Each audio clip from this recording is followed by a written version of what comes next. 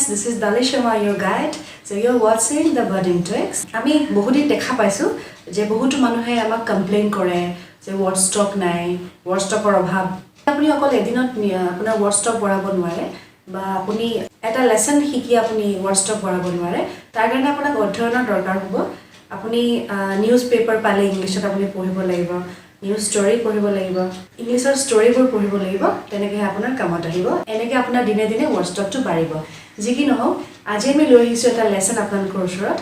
যদিহে আপোনাৰ বেছি ওয়াৰ্ড স্টক নাই, কিদৰে আপুনি মাত্ৰ এটা শব্দ ইউজ কৰি ভালেকেইটা বাক্য ক'ব পাৰিব, মানে কাম চলাব পাৰিব। আপুনি এটা শব্দ শিকিলেই শব্দটোৰে আপুনি ভালেকেইটা শব্দ আপুনি কভাৰ কৰি আপুনি কাম চলাব পাৰিব। সেইটো শিকিবৰ কাৰণে check it out. Hi viewers, ইতিমধ্যে আপোনালোকে গম পাইছে যে আজি আমি শিকিম কম ওয়াৰ্ড স্টকেৰে কিদৰে কাম চলাব পাৰি, অৰ্থাৎ এটা বা দুটা শব্দৰে আপুনি কিদৰে ভালেকেইটা বাক্য ক'ব পাৰে। আমি 6টা শব্দ লৈছোঁ: ঠেলা, ৰখা, প্ৰদান কৰা, থোৱা, কামত লগোৱা, অগ্ৰাধিকাৰ দিয়া। এই 6টা শব্দৰে যদি আপুনি কিবা সেন্টেন্স ক'বলগীয়া হয়, তেনেহ'লে আপুনি 6টা শব্দৰ ইংলিছটো জানিব লাগিব। ঠেলা মানে কি, ৰখা মানে কি, প্ৰদান কৰা মানে কি, থোৱা মানে কি, কামত লগোৱা মানে কি, অগ্ৰাধিকাৰ দিয়া মানে কি, নহয় জানো? এই 6টা ৱৰ্ডেই হ'ল বেলেগ বেলেগ, একেইটো অৰ্থ কৰা নাই। এই 6টা শব্দৰ অৰ্থই হৈছে বেলেগ বেলেগ। কিন্তু আমি আজি এটা এনেকুৱা কিটিপ শিকিম যিটো কিটিপেৰে আমি এই 6টা শব্দ মাত্ৰ এটা শব্দ ইউজ কৰি আমি এই 6টা অৰ্থ প্ৰকাশ কৰিব পাৰিম। সেই বিশেষ ইংলিছ ৱৰ্ডটো হৈছে পুট। পুট বুলি ব্যৱহাৰ কৰি আমি ঠেলা বুলিও বুজাব পাৰিম, মানে ঠেলা মাৰি দিয়া, ৰখা, প্ৰদান কৰা, থোৱা, কামত লগোৱা, অগ্ৰাধিকাৰ দিয়া। এই আটাইকেইটা অৰ্থ আমি কেৱল পুট শব্দটো ব্যৱহাৰ কৰি আমি বুজাব পাৰিম। কিদৰে কৰিম আমি বাকীখিনি অংশ চালে আমি বুজি পাম। আমি প্ৰথম বাক্যটো লৈছোঁ, can you please put the drawer under the table. মানে আপুনি বাৰু টেবুলৰ তলত ড্ৰয়াৰটো অকণমান ঠেলি থ'ব নেকি? আমি কওঁ ন কেতিয়াবা এনেকৈ মানুহক, ফ্ৰেণ্ডক কওঁ বা কাৰোবাক কওঁ যে আপুনি কাইণ্ডলি বা আপুনি প্লিজ ড্ৰয়াৰটো অকণমান ঠেলি থ'ব নেকি টেবুলৰ তলত। Can you please put the drawer under the table. তেতিয়া আপুনি ঠেলাৰ ইংলিছ কি ছাপ'জ আপুনি নেজানে, আচলতে শ্ব'ভ বুলি ক'ব লাগিব আমি। শ্ব'ভ, SHOVE, শ্ব'ভ। যদি আপুনি শ্ব'ভ শব্দটো নেজানেও, তেতিয়াও আপুনি অকল পুট লগাই এই বাক্যটো ক'ব পাৰিব। Can you please put the drawer under the table. দ্বিতীয় বাক্যটো চাওক, where should I put my jacket. মানে মোৰ জেকেটটো বাৰু মই ক'ত থ'ম, থোৱা। ছাপ'জ আপুনি নেজানে যে থোৱাৰ ইংলিছটো কি, পুট লগালে হৈ গ'ল, where should I put my jacket. মই জেকেটটো ক'ত থ'ম। এইদৰে আপুনি কেৱল পুট শব্দটোৰে দুটা ঠাইত কাম চলালে। এইবাৰ আমি প্ৰদান কৰাটো শিকোৱা হওক। এইবাৰ আমি আৰু এটা চেণ্টেন্স লৈছোঁ, I don't know' how to put my problems to others. মানে নিজৰ সমস্যাবোৰ কেনেকৈ লোকক প্ৰদান কৰিব পাৰি, কেনেকৈ কমিউনিকেট কৰিব পাৰি, এইটো মই নেজানো।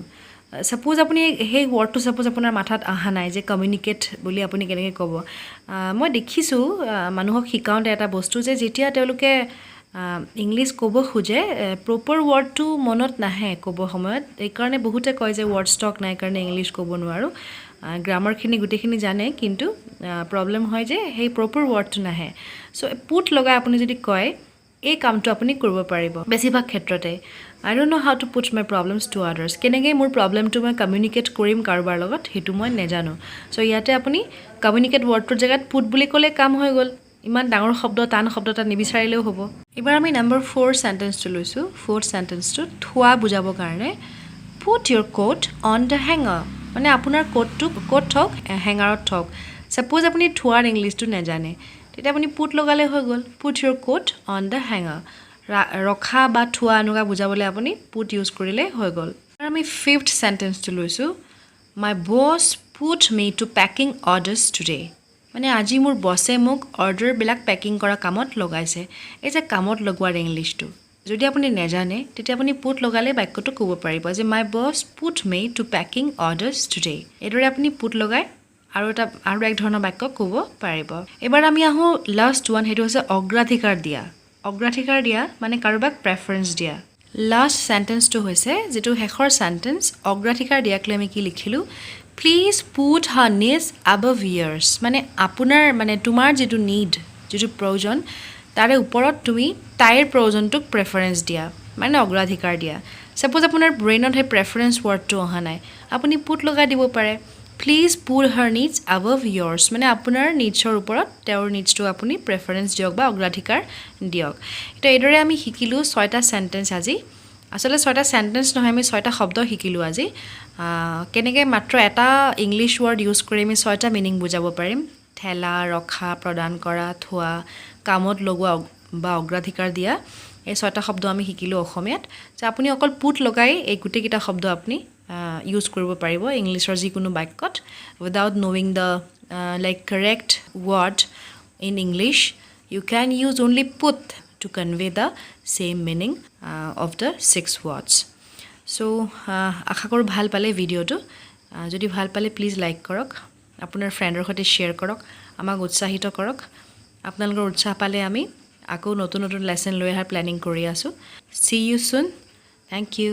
Tata thanks for watching the whole video' আমি আশা কৰিছোঁ আপোনালোকে ভাল পাইছে ভিডিঅ'টো চাই যদি ভাল পাইছে লাইক কৰক আমাৰ চেনেলটো ছাবস্ক্ৰাইব কৰক আমাক উৎসাহিত কৰক আপোনাৰ ফ্ৰেণ্ডৰ সৈতে শ্বেয়াৰ কৰক যদিহে আপুনি 2 মাহৰ ভিতৰত সলফুলীয়াকৈ ইংলিছ ক'ব বিচাৰিছে ইংলিছ শিকিব বিচাৰিছে 7002044647 এই নাম্বাৰটোত কণ্টেক্ট কৰক আপুনি 40টা অনলাইন ক্লাছ পাব 2 মাহৰ ভিতৰত আৰু আপুনি সলফুলীয়াকৈ ইংলিছ ক'ব পৰা হ'ব আমি আকৌ আপোনাক লগ পাই আছোঁ with a new lesson till then take care thank you bye by